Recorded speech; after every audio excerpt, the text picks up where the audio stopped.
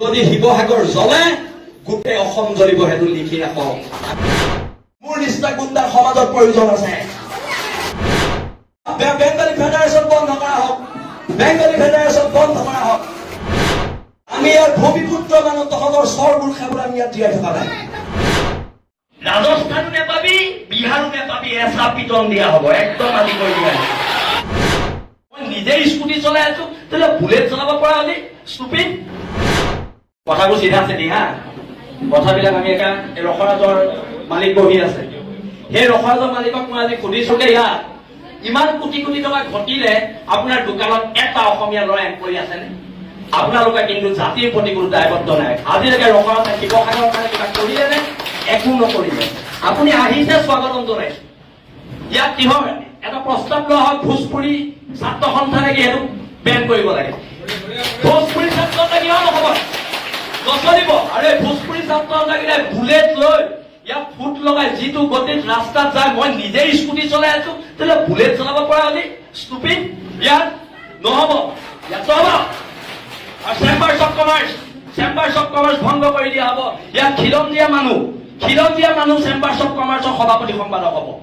কৰ ৰাজস্থানৰ মানুহ ইয়াত আহি চেম্বাৰ্ছ অফ কমাৰ্চৰ সভাপতি সম্পাদক হ'ব লাগে। এইবোৰ নচলিব, গুণ্ডামি নচলিব। আৰু শুনক, মই একদম চিধা চিধি কৈ দিছো, মোক না মই ইলেকশ্যন খেলিম, না মোক মাৰোৱাৰী মানুহৰ ভোট লাগে, না মোক বিহাৰী মানুহৰ ভোট লাগে, না মোক বঙালী মানুহৰ ভোট লাগে। মই এইবিলাকত নাই।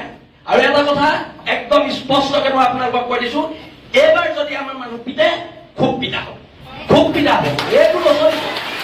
সদায় আৰু ভদ্ৰ ভদ্ৰ ভদ্ৰ, অসমীয়া জাতি ভদ্ৰ, অসমীয়া জাতি ভদ্ৰ, অসমীয়া জাতিৰ ভদ্ৰতাৰ সুযোগ লৈ আমাক চৰ মাৰিব, গোৰ মাৰিব। হা, আমি কি ঢোল আৰু ৰঙালী বিহু আমি যেতিয়াই তেতিয়াই পাতি দিব পাৰো, খালি ঢোলটো যাতে আপোনালোকৰ পিঠি নহয় সেইটো কথালে মন কৰিব। একদম কৈ দিছো, দেশৰ মানুহে গঢ়িত পিটি ল'ব জানে হেংদাং বৰটোপ, ঢাল তৰোৱাল আৰু ঢাল তৰোৱাল। আমি 600 বছৰীয়া গৌৰৱ উজ্জ্বল আহোম ৰাজত্বৰ মানুহ হয়। আমাৰ যুদ্ধ কৰিবলৈ শিকাই যোৱা আহোম স্বৰ্গদেউসকলৰ আদৰ্শত বিশ্বাসী আমি মানুহ হয়। অসমীয়া মানুহ ভদ্ৰ, অসমীয়া মানুহ সৰল। আৰে সৰল হয় কাৰণেতো আহি ইয়াত ৰসৰাজ খুলি বেপাৰ কৰি থাকিব পাৰিছা। সৰল হয় কাৰণেতো অপ্সৰা খুলি বেপাৰ কৰি থাকিব পাৰিছা। আমি সৰল হয় কাৰণে তোমালোকে বেপাৰ কৰি কোটি কোটি টকাৰ মালিক হ'ব পাৰিছা। কিন্তু যদি খং উঠে, মগজটো ঘূৰে, ৰাজস্থানো নেপাবি, বিহাৰো নেপাবি, এচা পিটন দিয়া হ'ব, একদম আজি কৈ দিয়া। আৰু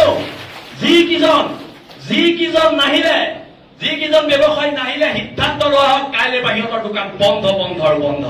বসন্ত গগৈ ডাঙৰীয়া, মই আপোনাক অনুৰোধ জনাইছো, আপোনালোকে মোৰ বসন্ত গগৈৰ মাজত কেতিয়াবা কাজিয়া হয়, কিন্তু কাইলৈ বসন্ত গগৈ কোনোবা অনা অসমীয়া মানুহে হাত দিলে শৃংখল চলিয়ে ঘৰত সোমাই বহি নাথাকে।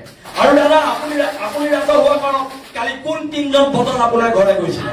আপুনি ৰাজহুৱা কৰক, 3জন ভোটত কোন গৈছিলে? সেই পদৰ কি জাগাটো গাড়ীত কাণত ধৰাব লাগিব।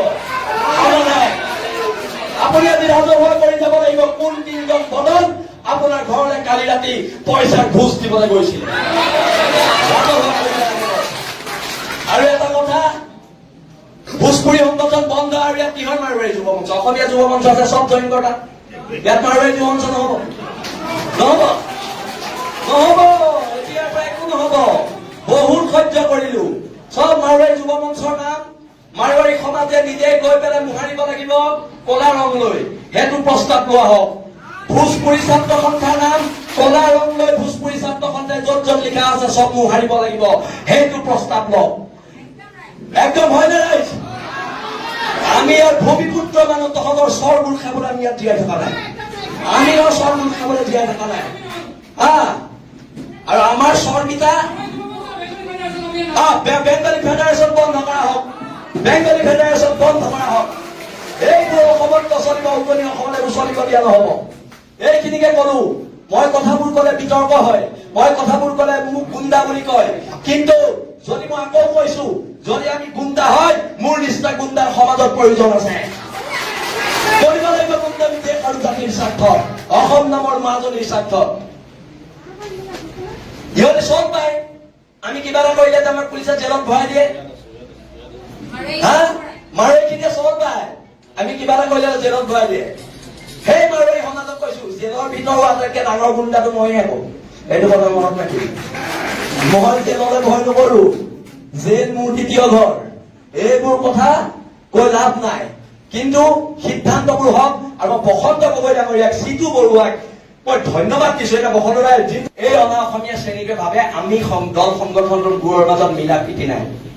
আমাৰ দল সংগঠনবোৰৰ মাজত মতভেদ থাকিব পাৰে, আমাৰ দল সংগঠনবোৰৰ মাজত অৰিয়া অৰি কিছুমান থাকিব পাৰে, কিন্তু আমি খিলঞ্জীয়াৰ সেইটো কথা মনত ৰাখিব লাগিব। আৰু প্ৰস্তাৱ এটা একদম লোৱা হওক, আজি ৰখাজৰ মালিক থাকোতে লোৱা হওক, অহা 7 দিনৰ ভিতৰত ৰখাজত 20টা খিলঞ্জীয়া দিব লাগিব, নহলে ৰখাজ বন্ধ কৰি দিয়া হ'ব। ৰখাজ এতিয়াৰ পৰা নচলিব। আৰু বসন্ত দাই আছে, কালি আমাৰ ল'ৰাখিনিয়ে যিদৰে দোকানে দোকানে সোমাই চিঠি দিয়াৰ পিছত মাত্ৰ মুষ্টিমেয় 7-8জন মানুহ আহিছে, মানে কি আমাক অপমান কৰা হৈছে? হা, আমাৰ খিলঞ্জীয়া মানুহখিনিক অপমান কৰা হৈছে, তাই আহোম ছাত্ৰ সন্থাক অপমান কৰা হৈছে, বীৰ নাচিদাৰক অপমান কৰা হৈছে, জাতীয় সংগ্ৰামী সেনাক, অসমীয়া যুৱ মঞ্চক, উজনি অসম মুছলিম কল্যাণ পৰিষদ, আহোম জাতীয় গণমঞ্চ, অনুসূচিত জাতি ছাত্ৰ সন্থা, চবকে অপমান কৰা হৈছে। হা, কথা টকাৰ জোৰত যি ইচ্ছা তাকে কৰিবি। এইবাৰ পৰা নহব, সংগ্ৰাম হব। আৰু এটা কথা, যদি শিৱসাগৰ জ্বলে গোটেই অসম জ্বলিব, সেইটো লিখি ৰাখক। আমি শিৱসাগৰীয়া হওক। এইখিনিকে কলো, মোৰ চমু বক্তব্য সামৰি মাৰিছো। আগতে কওঁ যদি কিবা ভুল হলে মোক মাফ কৰিবা। আজি মই মাফ নোখোজো, আজি মাফ খোজাৰ সময় এই অনা অসমীয়া মানুহ।